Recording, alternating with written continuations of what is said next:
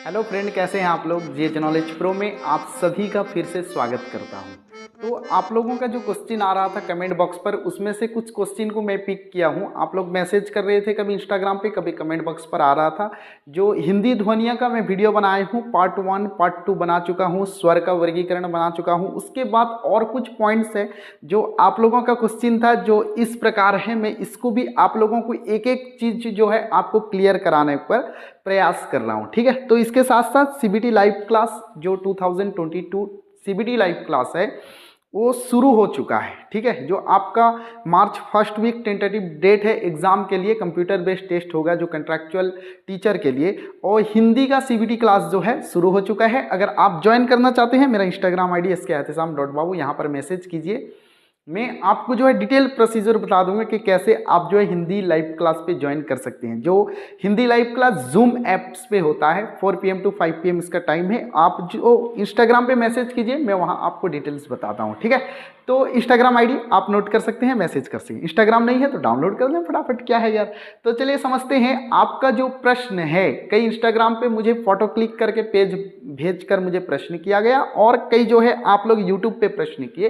तो सभी चीज को एक एक करके समझने की कोशिश करते हैं, ठीक है। लाइव क्लास जुड़ना है तो मुझसे चैट कर सकते हैं इंस्टाग्राम पे, वहां पर आपको डिटेल्स में मैं बताता हूं कि किस प्रकार आप जो है जुड़ सकते हैं क्लास पे। आपको लाइव क्लास के साथ जो है टीचिंग मटेरियल भी प्रोवाइड किया जाता है, PDF और नोट्स भी जो है आपको प्रोवाइड किया जाता है। जो लाइव क्लास शुरू हो चुका है, 2-3 क्लास शुरू हो चुका है, आप फटाफट ज्वाइन कर लें अगर चाहते हैं तो वर्णमाला, सबसे पहले एक प्रश्न आता है कि वर्णमाला में स्वर, व्यंजन, ये उष्म, अंत्येष्टि, संयुक्त, ये सारे के रूप को बताने के लिए, तो उसको भी बताऊंगा मैं। उसके बाद पाई वाला, बिना पाई वाला, बीच पाई वाला यानी हुक वाला, ये क्या होता है इसको भी बताऊंगा। रॉ की मात्रा कहाँ पर किस प्रकार लगती है, रॉ की मात्रा, उसकी भी, रॉ की मात्रा के प्रकार भेद, उसको भी मैं आपको बताऊंगा। उसके साथ साथ जो है बलाघात क्या होता है, अनुनासिक, निरनुनासिक क्या होता है, और उसके साथ साथ अनुतान और द्वितीय व्यंजन, ये जो है क्या होते हैं, सारे चीज को हम जो है डिटेल्स पे आलोचना करने वाले हैं। तो चलिए वीडियो के साथ लास्ट तक जुड़े रहिए। और एक बात, अगर सीबीटी लाइव क्लास ज्वाइन करना चाहते हैं तो इंस्टाग्राम पे मैसेज कीजिए, डिटेल प्रोसीजर वहां पर आपको बता दूंगा। याद रहे कि लाइव क्लास जो है जूम ऐप्स पे होता है, तो जूम पे लाइव क्लास होता है 4 to 5। आपको अगर ज्वाइन करना है मैसेज कर सकते। सबसे पहले वर्णमाला, देखिए एक एक चीज को समझते हैं। वर्णमाला, देखिए आपका काफी प्रश्न आ रहे हैं कि 52 है या 53 है या 50 है, कोई कोई तो 49 भी बोल रहे हैं, ठीक है। तो हिंदी वर्णमाला, क्योंकि गाइड पे जो है काफी सारा दिक्कत पैदा कर रहा है, ऐसे क्वेश्चन दिया है, ऐसे प्रैक्टिस कराया है जिससे आपको दिक्कत हो रहा है। तो चलिए सबसे पहले वर्णमाला, वर्णमाला पे देखते हैं स्वर। आप यहीं पर एक एक चीज काउंट करते जाइए। स्वर कितने हैं ने 11 हैं, ठीक है। अ से लेकर औ तक जो है स्वर है। लेकिन अगर क्वेश्चन आता है उच्चारण के दृष्टि से स्वर कितना है, न उच्चारण के दृष्टि से स्वर 10 है, क्योंकि री जो है उच्चारण की दृष्टि से स्वर के अंतर्गत नहीं है, ठीक है। तो स्वर के बाद 5 वर्ग रहे, क, च, ट, त, प। 5 वर्ग पे 5 करके वर्गीय व्यंजन जो है वो हो गए कितने ने, 5 पे 25, ठीक है, वर्गीय आ गए। और अंत्येष्टि 4, य, र, ल, व, उष्म, तालव्य, मूर्धन्य, दांत्य, स, ह, ये उष्म 4 हैं, ठीक है। तो ये 4 + 4 कितना हो गए, जो अवर्गीय हैं ये 8 हो गए। उसके बाद द्विगुण है एक, जो ट वर्ग के है, ट, ठ, ड, ढ जो है ये वर्गीय है। और उसके बाद जो है द्विगुण है जिसके नीचे बिंदु होता है, ठीक है, डबल प्रेशर लगता है वहां पर, इसके लिए उसका नाम जो है द्विगुण रखा गया है। तो ओ वर्ण रहे 2, अब संयुक्त रहे 4, श, त्र, ज्य, स्र, ठीक है। उसके बाद जो है रहे अयोगवाह, अनुस्वर और विसर्ग। चंद्रबिंदु को अतिरिक्त व्यंजन के रूप में, अनुनासिक के रूप में रखा गया है। तो वर्णमाला में अनुस्वर और विसर्ग आते हैं 2। तो कुल मिलाकर कितने हो गए आप देखिए,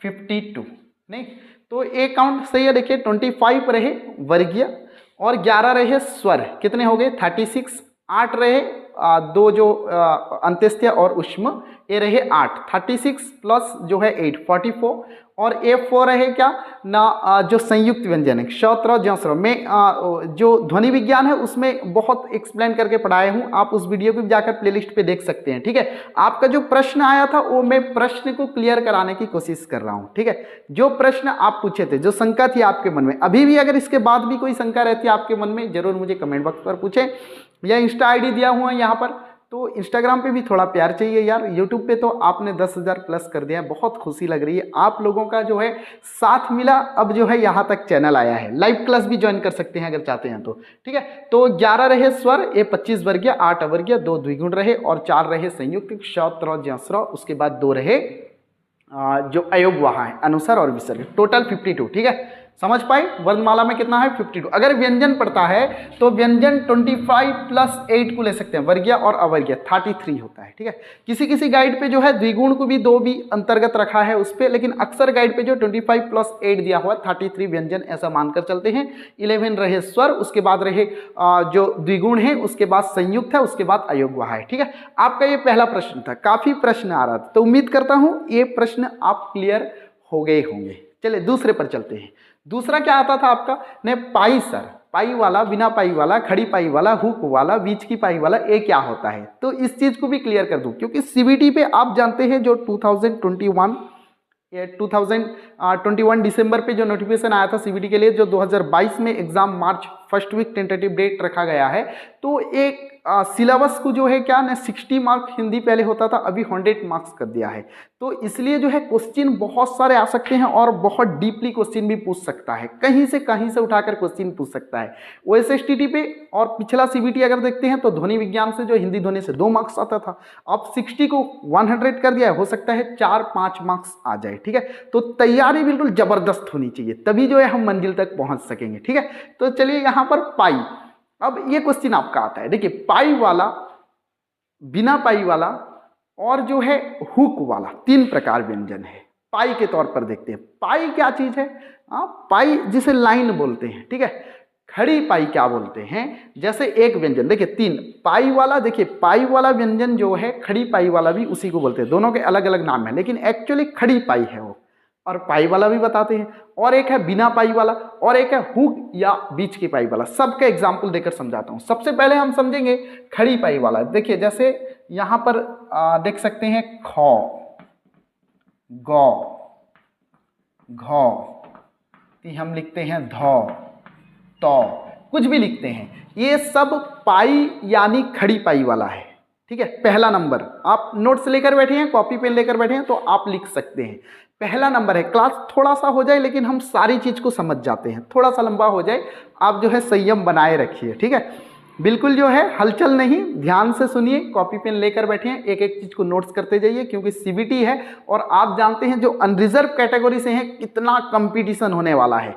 एक तो OSSTT मार्क्स कम कर दिया है, उधर एज बढ़ा दिया है, अब OSSTT ज़्यादा क्वालिफाई करेंगे और जो ओवर एज वाले वो भी आ जाएंगे, यानी जबरदस्त मुकाबला होने वाला है आपका, बिल्कुल 2020 का फाइनल होने वाला है CBT में। इसलिए आप लोग जो है धीरज रखें। ठीक है, कोई जल्दबाजी नहीं, आराम से, थोड़ा लंबा वीडियो हो जाए सभी समझ कर जाएंगे। तो चलिए, ये जो है पाई वाला क्या है, देखो पाई वाला यानी खड़ी पाई वाला, सेम चीज है, कभी पूछता है पाई वाला व्यंजन, कभी पूछता है खड़ी पाई वाला व्यंजन, सेम चीज है। और दूसरे नंबर पे क्या है, बिना पाई वाला।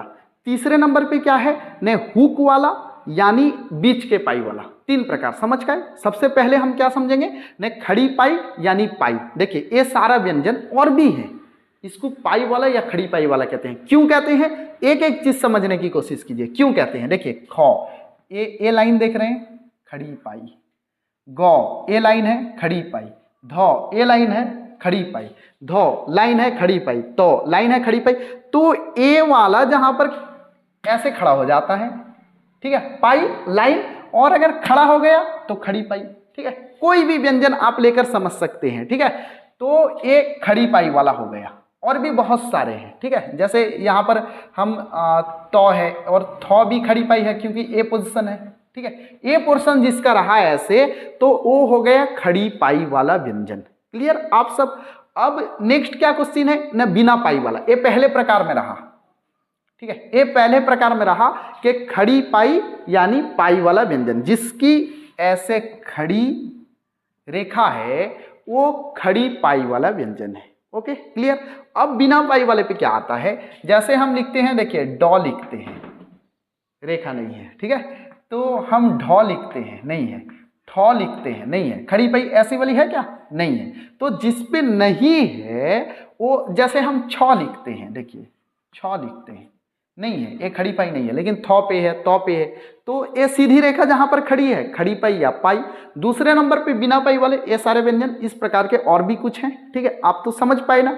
और नेक्स्ट क्या है, ने दिया है हुक वाला यानी बीच के पाई वाला। कभी कभी प्रश्न पूछेगा हुक वाला व्यंजन कौन सा है, छांटिए। कभी प्रश्न पूछेगा कि बीच के पाई वाला व्यंजन कौन सा है, मध्य पाई वाला व्यंजन कौन सा है, तो दोनों सेम चीज है। और पूरे वर्णमाला में दो हैं, हुक वाला यानी बीच के पाई वाला, मध्य पाई वाला, सारा एक चीज है। व्यंजन टोटल हैं दो, कौन से हैं, ने क और दूसरे नंबर पे है फ, ठीक है, ये दोनों हैं क और फ।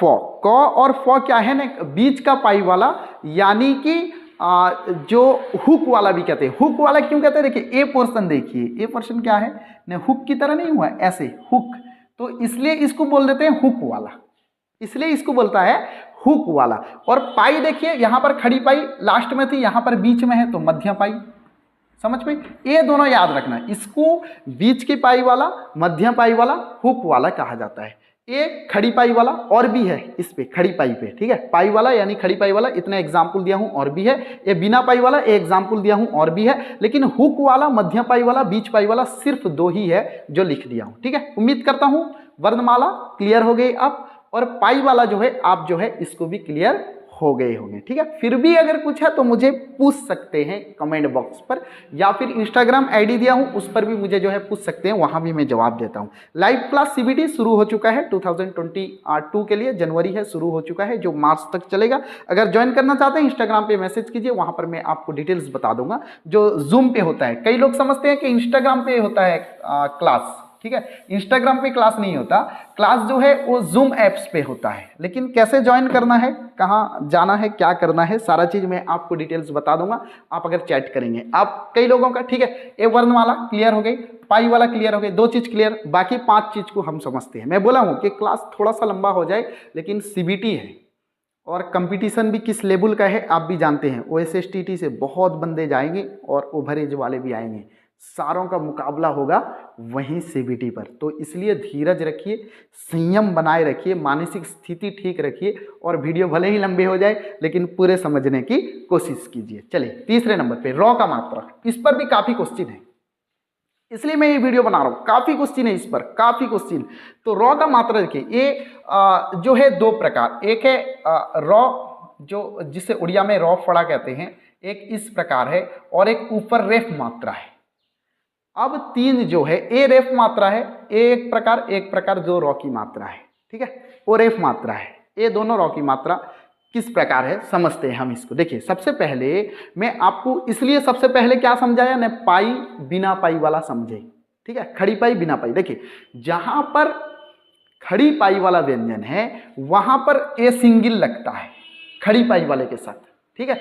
जैसे हम लिखेंगे प्रकार, देखिए प, बताइए खड़ी पाई है या बिना पाई है, खड़ी पाई, ए खड़ी है तो खड़ी पाई हो गई। अब रॉ मात्रा, ए मात्रा देना है या ए मात्रा देना है, देखिए ए लगेगा क्योंकि खड़ी पाई है। आप आकार रॉ दे दिए, प्रकार दे दिए, कुछ भी आप बोल सकते हैं। तो खड़ी पाई वाला के साथ इस टाइप का मात्रा लगता है, रॉ की मात्रा जो है इस टाइप का है। ये कहाँ लगते हैं ने, ये बिना पाई वाले के साथ, जैसे टॉ बिना पाई, पाई नहीं है ना। अब हम लिखेंगे ट्रक, तो ए वाला दे दिए, अब हमारा बन गया ट्रक, ठीक है, समझ पाए। तो खड़ी पाई वाले के साथ रॉ की मात्रा ऐसे होती है, बिना पाई वाले के साथ ऐसी होती है। अब इसमें भी काफी लोगों का कंफ्यूजन है कि सर कहाँ इसे टिकाएं, वो समझ में नहीं आता, ठीक है। जैसे एक बार एग्जाम में भी काफी बार आता है आशीर्वाद,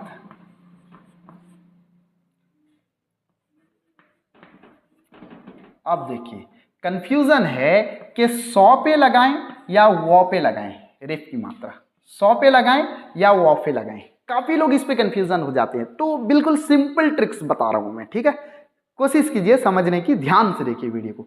आशीर्वाद। अब काफी लोग कंफ्यूज होते हैं। ये रॉ पड़ा, दो प्रकार जो समझ पाए, रॉ की मात्रा दो प्रकार। एक रॉ की मात्रा जो सिंगल ऐसे है ए वाला, तो ए पाई वाले के साथ लगती है, यानी खड़े पाई वाले के साथ, और जो इस प्रकार है ये बिना पाई वाले के साथ लगती है। जैसे प्रकार पौ खड़ा पाई है, टॉ जो है बिना पाई है, तो दो प्रकार लगाकर आपको समझा दी। अब रेफ मात्रा में काफी लोग कंफ्यूज हैं कि जैसे एक एग्जाम्पल दिया हूं, यही शब्द बहुत बार आता है, तो एग्जाम्पल इसी को ही लेते हैं, ठीक है। तो देखिए आशीर्वाद, क्या कहते हैं ने आशीर्वाद। अब कहाँ लगना है, ये कंफ्यूजन कभी कभी हो जाता है। तो जब जब आपको कंफ्यूजन आए तब तब रेफ की मात्रा को हटा दें, इसको छोड़ दें कि इसको नहीं लिखना है। लिखना तो है, लेकिन आप देखिए मैं किस प्रकार बता रहा हूं आपको कि आप इसे हटा दें। अब सिंपल लिखेंगे हम आशीर्वाद। देखिए आ सी रॉ में हल मात्रा वा दो, कोई मात्रा नहीं, रेफ मात्रा नहीं। आ दांत्य सॉरी तालव्य दीर्घई आशी, रॉ में हल मात्रा वो आकर दो। अब रॉ में हल मात्रा, इसका मीनिंग है रॉ बाद के व्यंजन पर जाएगी। समझ पा रहे? रॉ में हल मात्रा, रॉ जो है बाद के व्यंजन पर जाना है रॉ को, ठीक है। तो कहां होगा ने वो पे होगा। समझ पाए? बाद में। जैसे और कुछ एग्जाम्पल देता हूं आपको, ठीक है। हम बोलते हैं, जैसे बोलेंगे वर्ग, वो वर्ग समझते हैं जो स्क्वायर होता है, ठीक है। हम नहीं बोलते इतना स्क्वायर फुट जमीन हमें खरीदने हैं, इतने वर्ग फुट जमीन, तो वर्ग। देखिए वो रोहणत गौ वर्ग। अब वो के ऊपर रेफ मात्रा होगा या गौ के ऊपर होगा ने आप क्लियर बता सकते हैं कि गौ के ऊपर रेफ मात्रा होगा, क्योंकि रॉ के नीचे हल मात्रा आया तो इसके बाद वाले पर जंप करेगा, ये पीछे नहीं जंप करेगा, ये हमेशा फ्रंट पे जंप करेगा। तो कहां जाएगा ने वर्ग, ऐसे जाएगा। आशीर्वाद आ सी रॉ में हल मात्रा है तो आशीर्वाद सामने चले जाएगा। तो पहले उस वर्ड को, जो वर्ड दिया हो, ऐसे भी पढ़ सकता है, ये वर्तनी या शुद्धि में भी पढ़ सकता है कि एक वर्ड दिया होगा इसकी शुद्ध वर्तनी क्या है, ये भी आ सकता है, या हिंदी ध्वनि से भी कोई क्वेश्चन आ सकता है। बहुत इंपॉर्टेंट है, ठीक है। आप बड़ा कीमती सवाल किए हैं तो मैं समझा भी रहा हूं आपको बड़े प्यार से। देखिए आशीर्वाद हल मात्रा तो आगे चला गया, ठीक है, कोई दिक्कत इस पे कुछ नहीं। चलिए नेक्स्ट क्वेश्चन आपका क्या था, देखिए समझ गए रॉ की मात्रा के। अब अनुनासिक है। अनुनासिक में देखिए वो न्यो ण नौ मो और चंद्रबिंदु, ये तो वर्णमाला से जो है अतिरिक्त है, तो इसलिए मैं उसको इसके अंतर्गत नहीं ला रहा हूं। अनुनासिक निरनुनासिक आपका प्रश्न। तो अनुनासिक 5 हैं, बाकी सब निरनुनासिक है। ये 5 कौन है ने वो न्यो ण नौ मो, ये अनुनासिक है। देखिए इसे अनुनासिक क्यों कहा गया है, समझिए एक एक चीज को। इसको जो है अनुनासिक क्यों कहा गया है, तो इसको अनुनासिक यानी नासिक्य, कभी कभी पूछ देता है नासिक्य, अनुनासिक नासिक्य, नाक से संबंध है इसका। इसका संबंध कहां से है, जबान से ज्यादा नाक से इसका संबंध है, तो इसलिए अनुनासिक। क्यों? क्योंकि देखिए जब हम किसी वर्ण का उच्चारण करते हैं, स्वर हो व्यंजन हो कोई भी चीज हो, किसी भी वर्ण का उच्चारण करते हैं, क्या होता है ने वर्ण के उच्चारण में निश्वास वायु बाहर आती है फेफड़े से। अगर बाधा पाकर, आंशिक पूर्ण तौर पर बाधा पाकर आती है तो व्यंजन, अगर बाधाहीन गति से बाहर निकलती है फट से तो स्वर। आप जानते हैं पहले में पार्ट 1 पार्ट 2 देख सकते हैं, हिंदी ध्वनि का काफी वीडियो है, और स्वर का वर्गीकरण पे भी वीडियो बनाए हूँ, आप प्लेलिस्ट चेक कर सकते हैं, ठीक है। फिर एक बार बोल दो सीबीटी लाइव क्लास आप इंस्टाग्राम पे चैट करके ज्वाइन कर सकते हैं, ठीक है। तो हाँ, अनुनासिक क्या चीज होता है ने जहां पर वायु नाक से निकलती है वो अनुनासिक है, इसको छोड़कर बाकी सब निरनुनासिक है। कभी क्वेश्चन पूछ देता है इतना डीप पे जाकर, क्योंकि मैं इसलिए आपको ये सारा चीज समझा रहा हूं कि आपका सिलेबस जो है वही है, लेकिन मार्क्स जो है वो एक्सटेंड किया गया है, तो मार्क्स बढ़ाया गया है। वही सिलेबस है जो 60 मार्क्स आप देते थे, अब उसी से 100। तो क्वेश्चन कहीं से भी पूछ सकता है, आपको बिल्कुल जो है तलवार म्यान ढाल सभी लेकर जो है रेडी रहना चाहिए, ठीक है। तो ये 5 हैं अनुनासिक। क्यों है? क्योंकि इसका जब उच्चारण होता है तो निश्वास वायु कहाँ से आती है ना, नाक से निकलती है। कहाँ से? नाक से निकलती है। व न्य ण न म। मैं हमेशा अपने बच्चों को यही बोलता हूँ कि ये अनुनासिक है, कैसे पता करें ने, अपने नाक को ऐसे 2 उंगली से थाम लो, थोड़ा चाप दो, फिर उसके बाद उच्चारण करो ये 5 वर्ण का। ट्राई कर दो एक बार। क्या हो रहा है, सिर्फ आवाज आ रहा है, ऐसे आवाज आ रहा है, तो ये उच्चारण नहीं हो पा रहा है, क्योंकि इसका उच्चारण तो नाक से इसका संबंधित है, तो इसलिए ये क्या है, अनुनासिक, बाकी सारे जो रहे निरनुनासिक। ठीक है, तीसरा पॉइंट क्लियर। अब क्या है न, बलाघात है। देखिए इससे तो क्वेश्चन नहीं आता है, फिर भी आपका पूछा हुआ है, आ जाए, किसे पता है।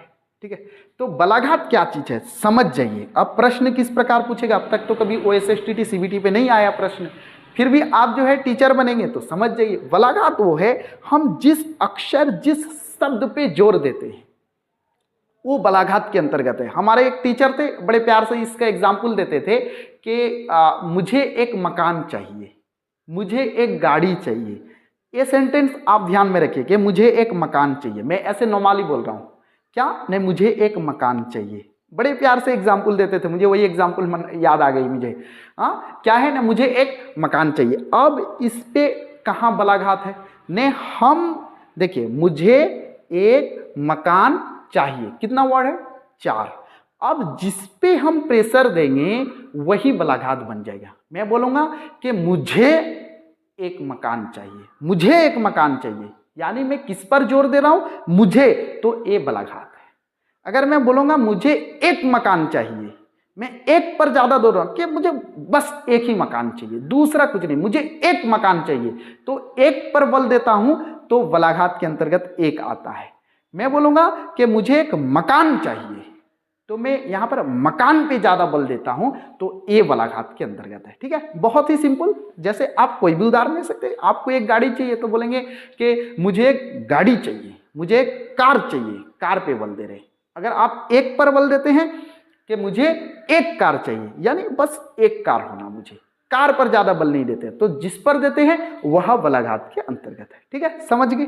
अब क्या है उसके बाद, अनुतान। हाँ, ये बहुत इजी है आपका प्रश्न। ये इंस्टाग्राम में मुझे कुछ क्लिक करके देकर फोटो पूछा गया था कि अनुतान, अनुतान क्या है। ये बहुत सिंपल है कि हम जैसे स्वर लय नहीं बोलते कि स्वर होता है, लय होता है, तो जिस समय पढ़ते हैं ना, हम किसी काव्य कविता को पढ़ते हो या फिर कोई जो है ऐसे प्रोज को पढ़ते हो, तो कहाँ पर थोड़ा खींचना है किसी शब्द को, कहाँ पर कम खींचना है, कहाँ पर रुकना है पूरी तरह से, कहाँ पर थोड़ा थोड़ा रुकना है। जैसे कॉमा हो तो वहाँ पर क्या करते हैं हम, जैसे एक एग्जाम्पल लेंगे कि कलकत्ता, दिल्ली, मुंबई और चेन्नई जैसे शहर, ऐसे कुछ भी बोलते हैं तो हम थोड़ा थोड़ा रुकते हैं। कलकत्ता, दिल्ली, मुंबई और चेन्नई जैसे शहर जो है, अब जो है प्रदूषण वहाँ पर बढ़ रही है क्योंकि मोटर व्हीकल जो है बढ़ रहा है, तो जहाँ पर कमा होता है हम थोड़ा थोड़ा रुकते हैं। अगर एक सेंटेंस कंप्लीट होता है वहाँ पर पूर्ण विराम होता है, वहाँ पर पूरी तरह से ज़्यादा रुका जाता है। ठीक है, समझ पा रहे हो। और जब काव्य कविता पढ़ते हैं तो कहाँ पर जो तुक वाला शब्द होता है कभी उसे खींच लेते हैं और अंत वाले में कभी उसे जो है बंद करते हैं, तो इस प्रकार जो है कहाँ पर रुकना है, कैसे पढ़ना है, ये स्वर ले, इस प्रकार जो है ये अनुतान के अंतर्गत है। ठीक है, तो आपका विधि पे भी ये है कि आप जब वाचन करेंगे, जो गद्य पाठ, पद्य पाठ, व्याकरण पाठ विधि है, मेरे प्लेलिस्ट पे उसका भी वीडियो है, आप देख सकते हैं। OSSTT CBT वाला प्लेलिस्ट जो है उसका भी वीडियो आप देख सकते हैं कि आप जब वाचन कर रहे हैं ना, टीचर जब वाचन कर रहे हैं, आदर्श वाचन कर रहे हो, सस्वर वाचन करो। सस्वर वाचन कहाँ पर होता है, काव्य कविता पे होता है। आदर्श वाचन जो है प्रोज पे होता है। तो आप जिस समय वाचन कर रहे हैं, आप वाचन करने के बाद आपके जो विद्यार्थी हैं, आपके जो स्टूडेंट हैं, वह क्या करते हैं न, अनुकरण वाचन करते हैं। तो अनुकरण वाचन का मीन क्या है न, अनुकरण वाचन का मीन्स यही है कि आपने जिस प्रकार वाचन किया उसको फॉलो किए आपके विद्यार्थी, स्टूडेंट लोग, और वो लोग उसी प्रकार वाचन किए कि सर वाचन कर रहे हैं ना। जैसे मैं एक कोई भी टॉपिक पढ़ा रहा हूँ, कविता है, मैं उसे पढ़ रहा हूँ, ज्यों निकल कर बादलों की गोद से थी अभी एक बूंद कुछ आगे बढ़ी, कुछ भी पढ़ रहा हूँ, तो बच्चे मुझे सुन रहे हैं और मैं जब बोलूँगा कि बच्चों तुम पढ़ो तुम पढ़ो, तो वो भी उसी प्रकार पढ़ेंगे कि सर यहाँ पर ज़्यादा टाइम रुके थे, यहाँ पर पूर्ण विराम है इसलिए सर ज़्यादा टाइम रुके हैं, यहाँ पर कॉमा है तो सर धीरे धीरे इसको पढ़ कर गए हैं। तो ये सारी चीज़ को जो है अपने विद्यार्थी फॉलो करते हैं, उसके बाद वो अनुकरण वाचन करते हैं। तो गद्य विभाग के क्या होता है न, सस्वर वाचन, सॉरी आदर्श वाचन, और बच्चे क्या करते हैं आदर्श अनुकरण वाचन। कविता विभाग पे क्या होता है ना, सस्वर वाचन और बच्चे करते हैं सस्वर अनुकरण वाचन। ठीक है, तो ये तान अनुतान लगाकर स्वर लय के साथ किया जाता है। ठीक है, और एक प्रश्न और था कि आपका कोई प्रश्न और हो तो मुझे जरूर कमेंट बॉक्स पर पूछ सकते हैं। तो अपने दोस्तों के साथ वीडियो शेयर कर सकते हैं। अब तक अगर चैनल को सब्सक्राइब नहीं किया है, क्यों नहीं किया है भाई, अभी कर दो सब्सक्राइब, बेल आइकन प्रेस करो, ऑल नोटिफिकेशन क्लिक करो, नेक्स्ट वीडियो नोटिफिकेशन आप तक जा सकते हैं। और लाइव क्लास ज्वाइन करना चाहते हैं, इंस्टाग्राम iskehatisam.babu मेरे इंस्टा आईडी है, वहां पर मैसेज करें, मैं आपको डिटेल प्रोसीजर बता रहा हूँ। जूम एप्स पे लाइव क्लास होता है। ठीक है, आपको पूछने का भी वहां मौका मिलता है। यहाँ तो वीडियो आप सुन रहे हैं, जो पूछेंगे कमेंट बॉक्स पे, वहां पर जो है आप पूछ भी सकते हैं वॉइस पे। तो चलिए, और एक क्या है द्वितीय व्यंजन, ये क्या होता है, जैसे दो व्यंजन एक साथ होते हैं। जैसे हम एक एग्जाम्पल ले लें, ये बहुत ही सिंपल है। जैसे हम एग्जाम्पल लेंगे चुग्गा। ठीक है, अब क्या होगा सोचकर, जब चिड़िया चुग गई खेत, तो ये चुग्गा जो है, देखिए गौ गौ, तो इस प्रकार जो होते हैं इसे बोलते हैं द्वितीय व्यंजन। तो उम्मीद करता हूं आपको सब कुछ समझ में आया होगा। तो और कुछ डाउट है मुझे कमेंट बॉक्स पर जरूर पूछ सकते हैं। चलिए मिलते हैं और एक वीडियो के साथ, तब तक के लिए आज्ञा दीजिए। जय हिंद।